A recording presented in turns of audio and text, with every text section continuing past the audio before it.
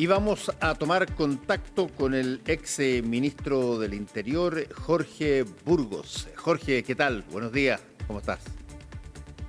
Buenos días, Fernando. Buenos días, Carolina. Gusto Buenos días, Jorge. saludarlo. Don Fernando, ¿saludó al puntero ya? Ya me saludaste, gracias. Estas cosas del fútbol, ¿cierto? Ya. Que yo Una vieja historia. No, tenemos una historia larga en términos de hinchismo futbolístico. Sí.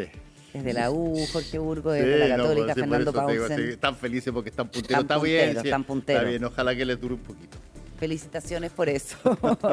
Concentrémonos, gracias. Jorge. Bueno, tenemos hartas cosas de qué hablar. Política contingente, lo que pasa con las próximas elecciones, la proyección de las figuras presidenciales, pero partamos por la crisis de seguridad que la ministra Carolina Toá anoche en Tolerancia Cero rechazó caracterizar de esa manera y dijo más bien que tenemos un problema severo con las armas. ¿Cómo describiría usted, después de varios días de homicidios sucesivos, con lo que ha pasado, por ejemplo, en La Pintana, 6 homicidios, que muchos de ellos están conectados, se asesina a una persona, después viene la venganza, en fin, una cuestión que está asociada bastante al crimen organizado y además el hecho de que este policía ejerciendo como guardia de seguridad muere en el centro de Santiago? ¿Cómo lo está viendo?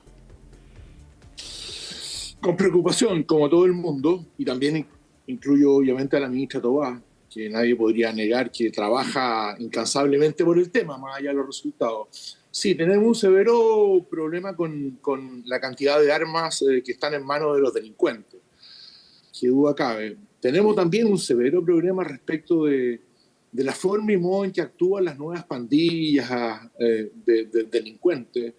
En Chile era hasta hace algún tiempo relativamente raro, no inexistente los ajustes de cuenta que significaron, ¿cierto?, el homicidio de personas que estando comprometían ciertos delitos por angas o por mangas, otra banda del barrio, del sector, ajustaba las cuentas asesinándolo. Hay un desprecio a la vida propia y a la vida ajena bastante, desgraciadamente, novedoso en Chile. Eso tiene que ver con la cantidad de armas, con la cantidad de penetración del narco, a mi juicio, y también, para ser franco, con el ingreso de bandas delictuales de origen extranjero que han instalado un modo operandi distinto y más profundamente distinto, más complejo al que conocíamos.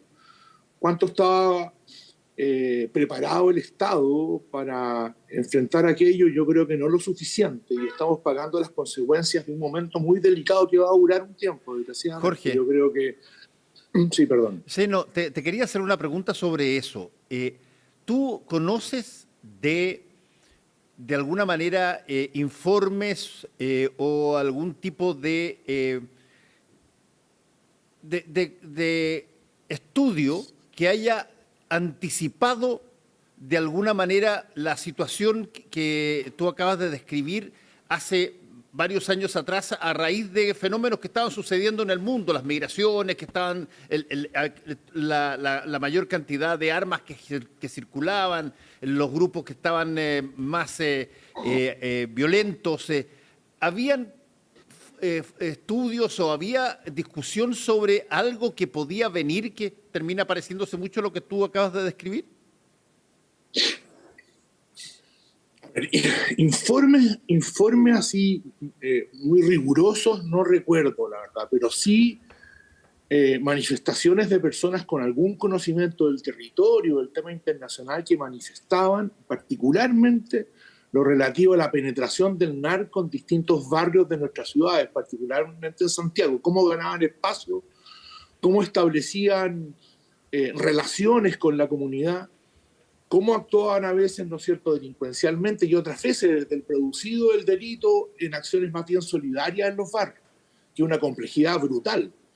Eso y la cantidad de armas. Por ejemplo, yo recuerdo, cuando yo era subsecretario del Interior, hace ya 20 y tantos años, una de las personas que insistía más con el número de armas, tanto normales como hechizas, en territorio, particularmente de su distrito, era el actual diputado Carlos Montes.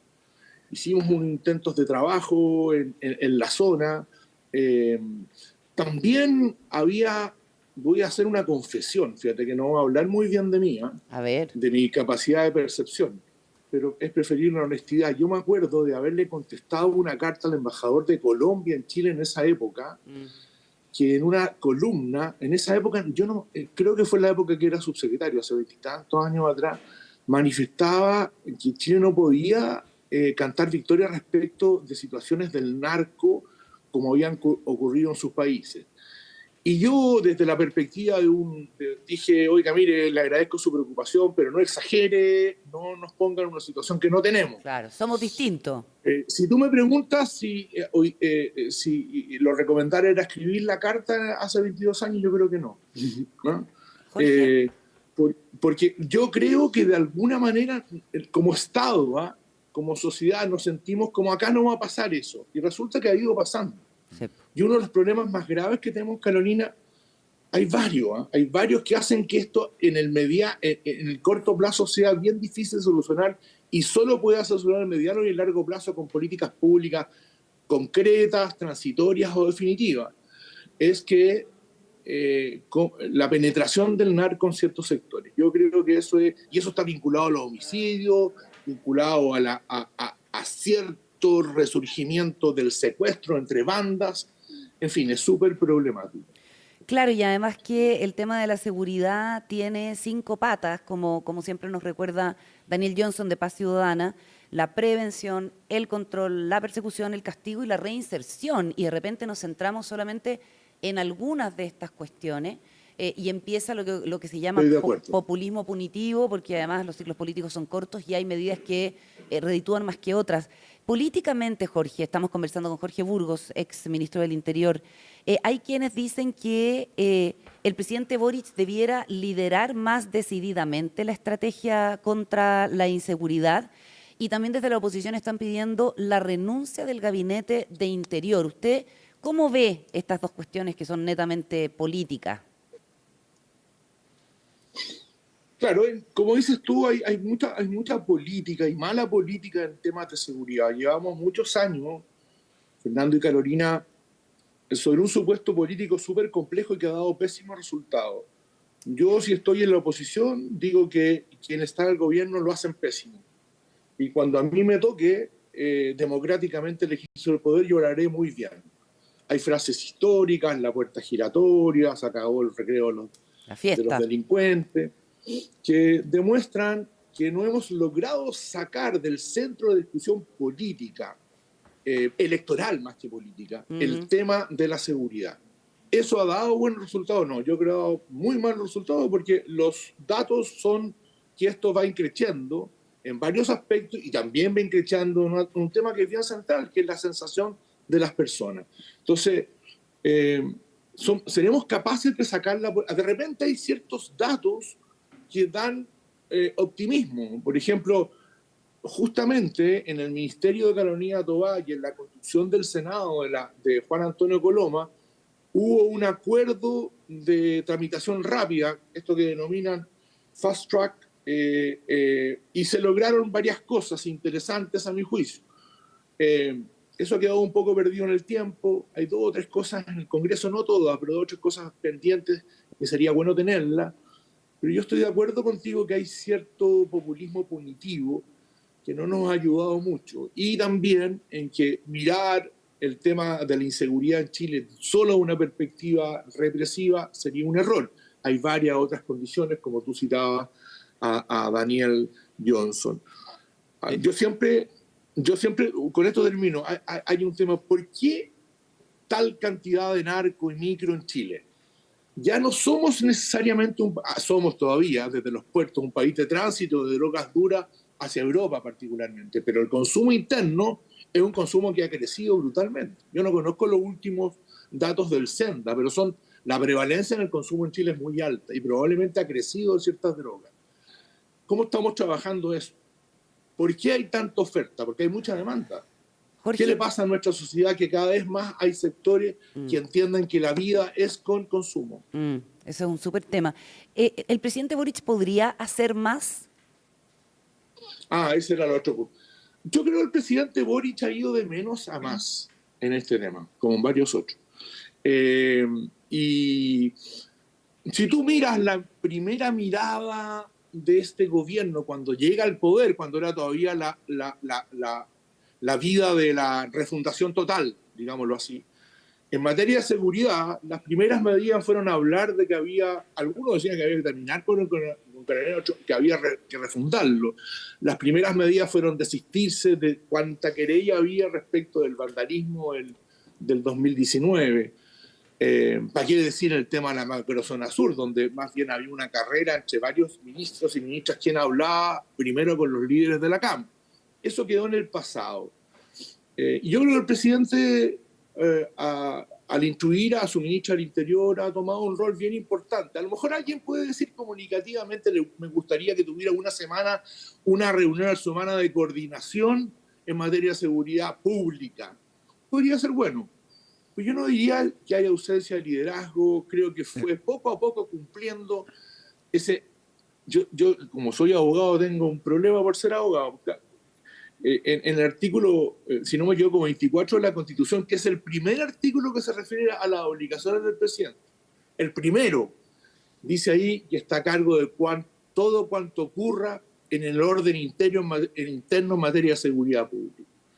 El liderazgo es obligatorio. Y yo creo que el presidente ha estado encima del tema, puede comunicacionalmente mejorarlo. Yo no soy de los que me gusten que los presidentes se suban arriba de un blindado un día de allanamiento. Creo que eso es más bien parafernalia. Jorge, sí. Pero lo importante es que esté bien encima. Jorge, se ha hablado últimamente de cosas específicas. Y son cosas específicas que generan automáticamente una serie de visiones, proyecciones de cosas. Lo más claro en términos de seguridad es la construcción de nuevas cárceles. Y cada vez que eso sale, aparece inmediatamente esta situación que tú conoces muy bien, porque también te tocó lidiar con ello, que es que todos quieren que hayan cárceles, pero nadie quiere que estén cerca de uno. Y por lo tanto, el encontrar dónde edificar una cárcel, por mucho que el pueblo esté conteste en que deben haber, es una tremenda batalla al final y que en gran medida a veces termina con que nunca se materializa nada. ¿Cómo estás viendo esta última situación justamente en ese sentido? Tienes toda la razón. Y de hecho, creo que los metros cuadrados de cárcel en los últimos 10, 15 años han disminuido brutalmente y la población penal ha crecido brutalmente. Hay leyes recientemente dictadas en materia de reincidencia que la van a hacer subir. O sea, el desafío va a ser mucho mayor. Sí, pues tienes razón. En Chile hay dos cosas muy difíciles de hacer: construir cárceles y basureros. Hay una tercera, pero no la voy a decir porque la última vez que la dije me retaron mucho. Pero usted sabe, resume la que estoy diciendo. Dígalo usted si quiere. No me atrevo a equivocarme, así que... Aquí es mejor solito que se haga cargo. Mejor hazte cargo tú de tu palabra. Era futbolera, pero en fin, vamos al fondo. Okay. Vamos al fondo, a lo consistente, a lo necesario. Mira, acaba de estar en Chile el fiscal antimafia. Sí. Yo tuve la oportunidad de estar con él porque me invitó a un almuerzo Claudio Rego con él y varias más personas. El fiscal italiano antimafia, así es. Estuvo entrevistado acá por Matilde Burgo. Muy bien. Mira, dijo muchas cosas importantes, a un gallo que ha sido muy central en los éxitos del Estado italiano, antes con la lucha contra el terrorismo, Brigadas Rojas a los 70, 80, y ahora con los distintos tipos de mafia. Mira, pero una de las cosas que yo recogí como centrales es la existencia de cárceles especiales contra el crimen organizado, en este caso la mafia. Tú tienes que tener cárceles especiales que cumplan con estándares de derechos humanos, que duda cabe, pero que sean de una especialidad y rigor, que inhiban absolutamente la comunicabilidad de los jefes mafiosos o agentes mafiosos que están presos. Eso en Chile yo tengo la sensación, casi la certeza por lo que dice la propia autoridad que nos está dando, desgraciadamente. Entonces, la construcción de cárceles es indispensable, pero la construcción de una cárcel especial para las bandas de crimen organizado, nacional o extranjera, es mucho más especial todavía respecto de la necesidad. Y va a haber que romper la lógica que no se puede, se va a poder nomás. Mira, yo me voy a meter un lío. En fin, no vivo en la comuna, entonces me va a decir, sí, es re fácil para usted, pero no hay mejor lugar, como parece que lo va a sostener el gobierno, que construir la cárcel en el lugar donde están las cárceles, Jorge, que ya está asumido en parte esa situación. No hay mejor lugar que hacerlo allí. Está al lado de los tribunales, no se requieren mayores traslados. Claro, cuando se construye una cárcel, obviamente que hay que crear ciertas condiciones hacia afuera, de tal suerte que no sea un riesgo para los que viven. Por ejemplo, yo a veces, cada 2 meses o una vez al mes, camino al lado de los tribunales y de la cárcel pública. Camino no, ando en auto, porque voy al Cruipi. Resulta que a mí me ha tocado 2 veces ver personas desde la calle lanzando pelotas de golf o de tenis. sí, es Con droga, con celulares. Dime, ¿es tan difícil controlar eso? ¿Puede ser tan difícil? Entonces uno dice, claro, cárcel de seguridad, pero también medidas concretas, cotidianas, para evitar esa comunicación ilícita, ¿no? Jorge, estamos conversando con Jorge Burgos, ex ministro del Interior, son las 7:54. A propósito de cárcel, hoy día continúa la audiencia de formalización de Luis Hermosilla, el abogado con tantos contactos que complican a tantas personas y eventualmente podría quedar en prisión preventiva porque es lo que pide la Fiscalía. Yo quisiera preguntarle cómo ha visto la trenza económica y política que ha surgido a raíz del caso Audios y cómo ha involucrado el exministro del Interior, Andrés Chadwick, por una parte, y a un actual juez supremo, Jean-Pierre Matus, está estudiando la posibilidad de acusarlo constitucionalmente, la está viendo el diputado de la DC, Erika Edo. ¿Cómo ha visto toda esta trama? Bueno, yo he visto un proceso y en esta etapa la formalización que surge a través del conocimiento público de un audio que da cuenta, ¿no es cierto?, no solo de una asesoría jurídica opinable, sino que también de la eventual comisión de delitos por parte de los concernidos en esa reunión, tanto los financistas como los abogados. Y a partir de eso, el conocimiento del celular del abogado Hermosillo, el abogado Villalobos, da cuenta de otras aristas eventualmente delictuales que están siendo investigadas. Me parece bien que haya actuado rápidamente el Estado chileno y que determine todas las acciones que hayan habido, tanto de fondo como las relaciones que señalaba el señor Hermosilla tener con actores del Estado. Yo tengo la impresión de que todas merecen investigación, pero hay una parte importante que formaban parte de una fábula del señor Hermosilla, que era fabulero frente a sus clientes.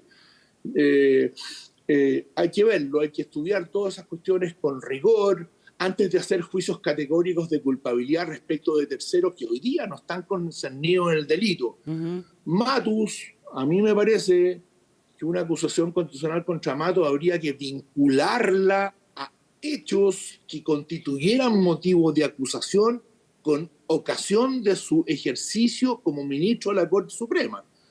Cualquier hecho anterior puede ser punible eventualmente, reprochable eventualmente, pero no es consistente con una acusación constitucional lo que hizo antes de ser alguien. Entonces, ¿cómo lo nombraron? Pues ya hace otro tema. Claro, el tema del nombramiento es donde eventualmente podría haber un conflicto de interés o un problema, digamos.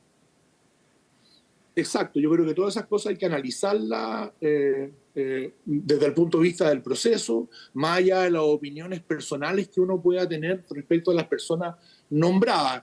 Yo al ministro Matus no lo conozco, hice una consideración desde el punto de vista penal. Andrés Chadwick, soy amigo de él. En consecuencia, como amigo, yo tengo una visión muy, ¿cómo decirle?, de una persona muy respetuosa del derecho.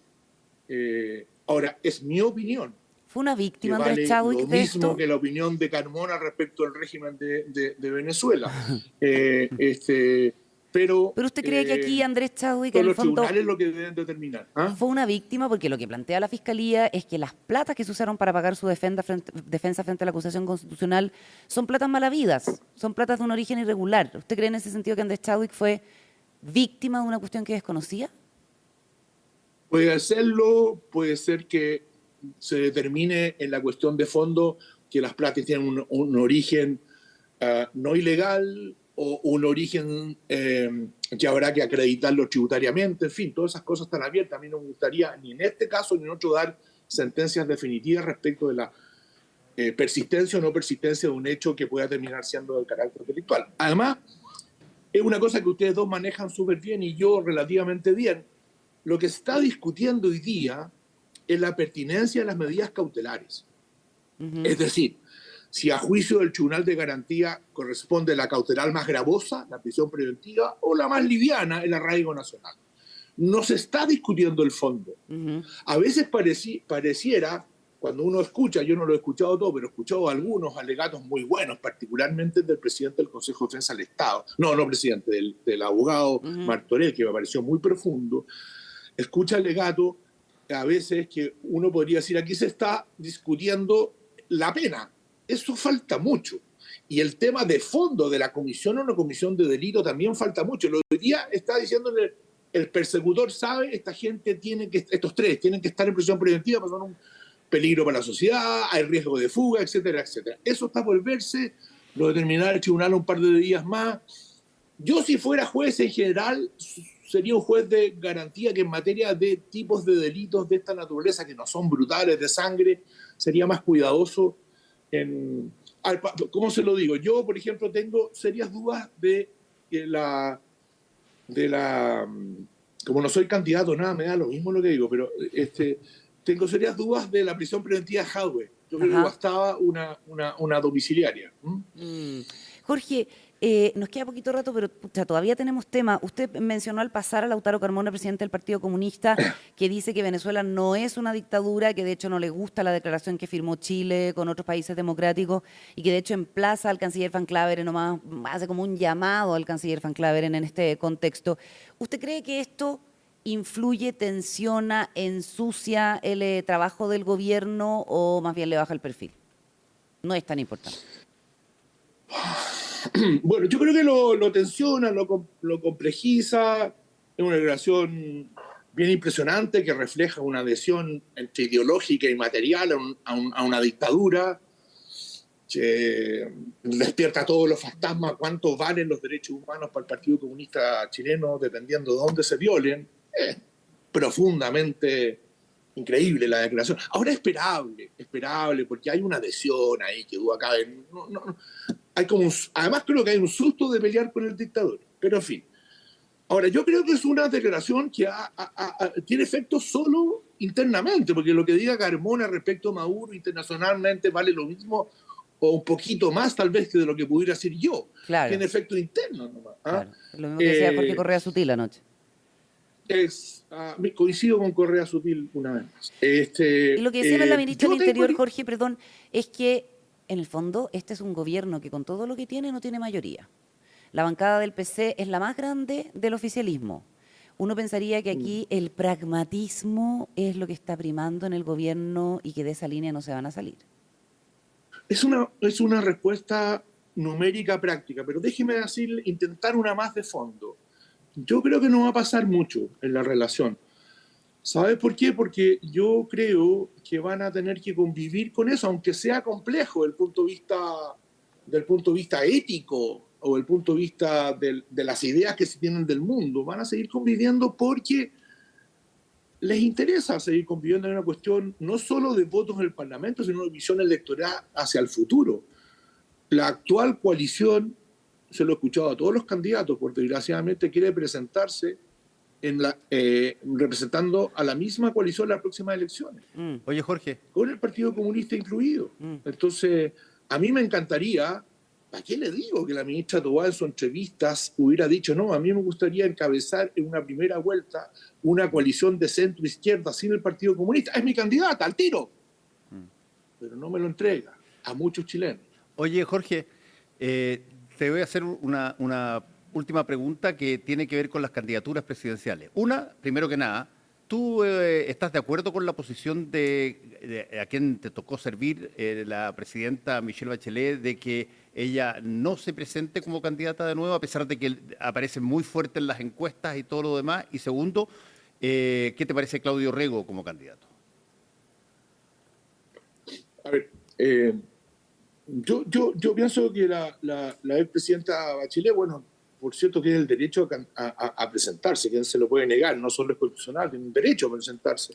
Tiene complejidades que hubo acá. Pero yo creo que lo está meditando. es mi impresión. Yo no soy de la lectura, lo hice, acaba de decir, creo que en una reunión, que no soy candidata, claro, no es candidata ahora, por cierto, pero puede ser, ¿no? Ah, ¿usted cree? Esto se parece un poco a lo que fue la pre-segunda candidatura presidencial.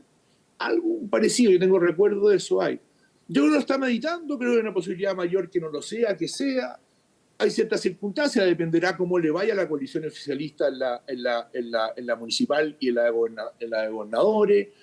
Pero yo no cerraría ese capítulo, no solo porque tiene derecho, sino porque yo sinceramente creo que no ha tomado una definición como ciudadano. Yo no tengo ninguna relación con la presidenta Bachelet, pero analizo sus declaraciones porque son importantes, obviamente, desde el punto de vista político. Orrego es candidato a gobernador y un muy buen candidato a gobernador. Yo creo que su tarea es esa. Tiene edad para pensar más hacia adelante, pero es muy difícil que alguien que pretende gobernar la región metropolitana, que son 4 millones de votos que puede sacar, que a los 2 meses diga, ¿sabe? Voy a ir por la otra. No, es muy difícil. Yo creo que su tarea hoy día, un hombre de menos de 60 años, tiene tiempo todavía y tiene características de buena hechura para representar una centro-izquierda diversa, parecida a la que tuvimos y diversa a la que tenemos en futuros torneos electorales. Usted dice, no es el momento de Claudio Orrego. ¿Es acaso el momento de Carolina Toá, entonces? ¿Quién es el candidato o candidata de...? Usted está en amarillo, Jorge, ¿cierto? Sí, yo soy socio fundador de Amarillo. No soy muy activo, pero sí soy socio fundador. Soy medio díscolo, ¿no? Ya, díscolo dentro... que te estáis pasando a amarillo a naranjita. ¿Quién es su candidato? ¿Quién es su candidata? No tengo.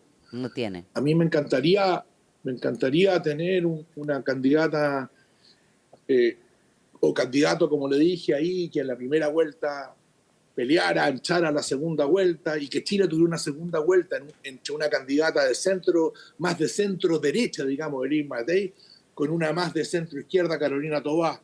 Me encantaría, y que hubieran quedado derrotados en primera vuelta el extremo CAS y el extremo PC frente Amplio. Pero lo veo difícil. ¿Por qué? ¿Porque está en interior, Carolina Porque Toá? no veo que todavía el centro izquierda haya reivindicado definitivamente lo que fue. Todavía hay una tentación de hacerlo con el Frente Amplio y el PC. Falta tiempo para eso. Capaz que me pase lo que me ha pasado en las últimas presidenciales. Yo la última vez que voté en una presidencial y marqué una línea fue en la primera vuelta de la 2017, que voté por Carolina Goich. Después Claro. me dio en blanco. Por Guillermo votó. No. Ya. Bueno, te agradecemos ya mucho. basta de confesiones. Yo creo que me tienen que soltar porque voy cuesta abajo en la rodada. No te preocupes. Gracias, Jorge Burgos. Son las entrevistas más entretenidas cuando no tienen ningún horizonte electoral. Además que cuando se dice lo que efectivamente se piensa, que muchas veces no es lo más común, pero es lo que más la gente de alguna manera agradece. Gracias, Jorge. Sí. Que te vaya bien. Oye, Gracias, la tercera dificultad es hacer un estadio de la U. ¡Ah, ya! Te vaya a pasar de nuevo con la cuestión. Lleváis 25 años diciendo lo mismo. Jorge Burgos, CNN Chile Radio. Muchas Chao. gracias, Jorge. Buenos días.